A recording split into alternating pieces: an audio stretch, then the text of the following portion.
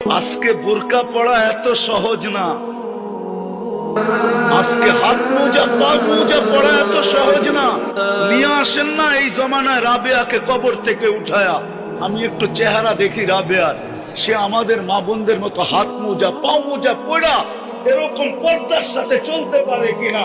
কেননা রাবেয়ার জমানায় সহযোগিতা ছিল দিনের উপরে চলা, এখন তো কোনো সহযোগিতাই নাই।